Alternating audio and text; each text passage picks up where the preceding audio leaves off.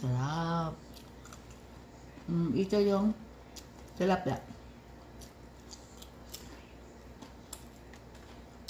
Ito yung eggplant.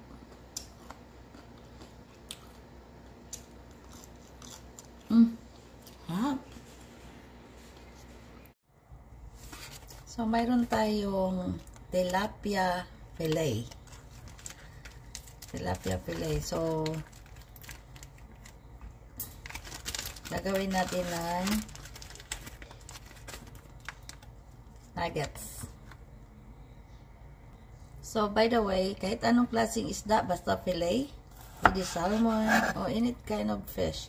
So, hiwain lang natin siya ng maliliit. So, depende sa anong gusto nyong size. So, ganyan lang siya, no? So, ganito na siya karami na nahiwa natin. Ice. Yung flour natin.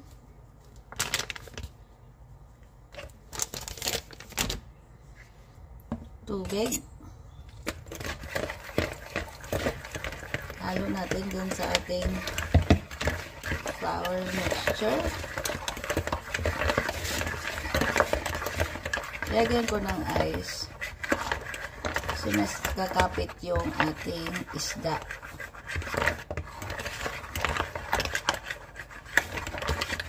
So, haluin lang natin maigi. Parsley. Ayan, konti lang. Depende anong karami yung gagawin nyo. Garlic powder.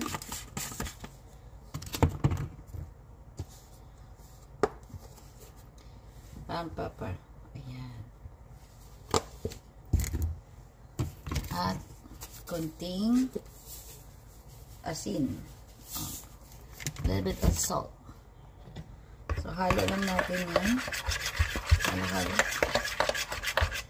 Ayan.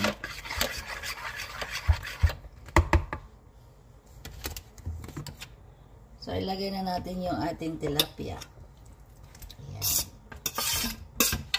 So, halo natin siya. Ayan.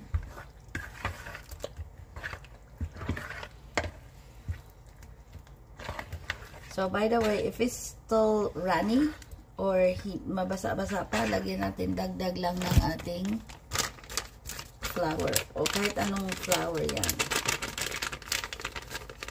Dagdag lang natin para mas kakapit yung ating mixture sa ating tilapia.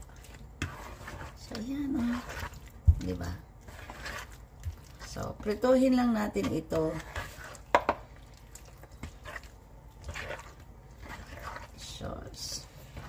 Ayan. Halo lang talaga. As in, halo. So, nagpainit lang tayo ng mantika. Ayan. Hintay natin talagang super init. So, susubok tayo. Ayan. Pwede na natin ilagay yung ating isda.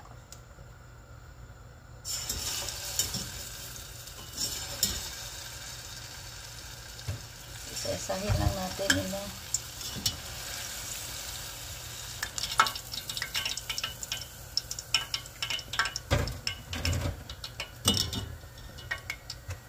So, we're gonna do the same process.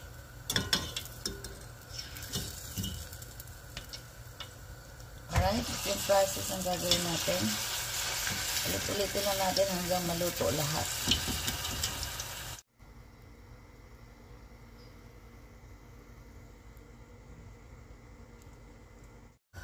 So, ito naman ay yung eggplant.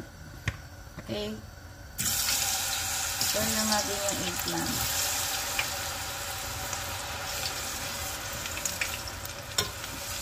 Para hindi sayang yung eggplant na mabubulok niya. At, lalo na yung balat lang. Tanggalin nyo na yung balat. So, ganyan nga. Parang gagawin natin ng fries. Kasi sayang, di ba? So, tipid-tipid lang yan. Tipid-tipid is life. Ayan o. O, di ba? So, ayan. Ang bilis. Ihalo-halo lang natin para hindi din siya masunog. Hintay lang natin ito pagkatapos ng so, ayan na. O, di ba? So, hanguin lang natin yan.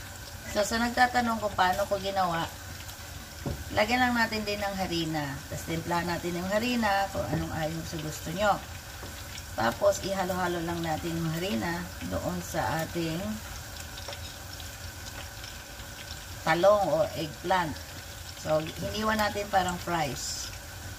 Alright? So, ayan lang po. Hintay lang natin siya mag-brown bago natin hanguin. Ayan na siya, oh. So, very yummy.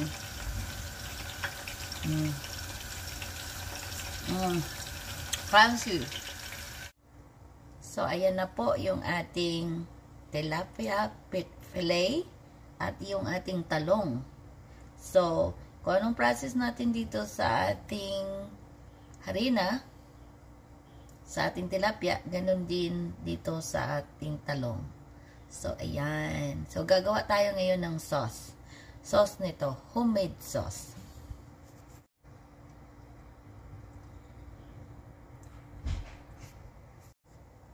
So, gawa tayo ng sauce o sausawan ng ating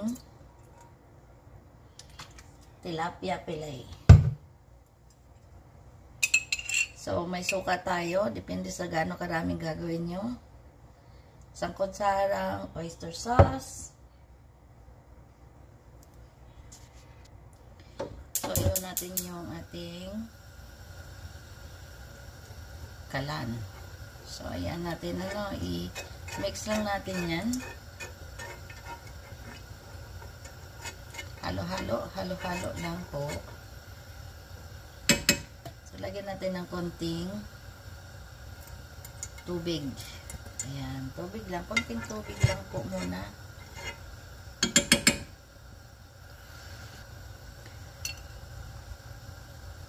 At isang kutsarang soy sauce. No, isang kutsara lang. So, lagyan natin ng pepper, black pepper, ground pepper, garlic powder, parsley, optional lang po. Alright. 1 teaspoon sugar. Right? Tapos mayroon tayong cornstarch. Slurry para magiging lang, malapot yung ating sauce. Or thicken. So, low heat lang natin. Kaya halo-halo hanggang mag-thicken yung ating sauce.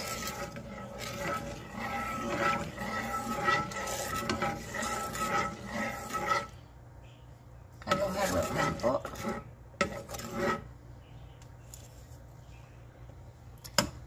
So, ayan na. Medyo malapot na yung sauce natin.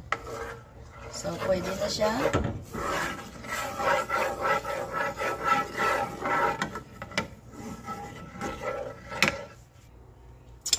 So, anyway, mayroon tayong chopped onions and fresh garlic. So, ihalo lang natin yung ating mixture.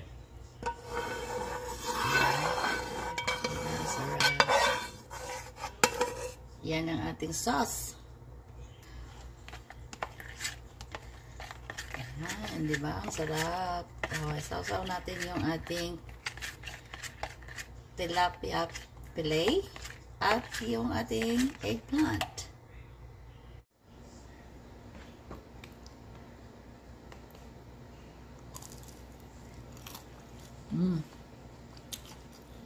Sarap. Ito yung tilapia. Ito yung eggplant.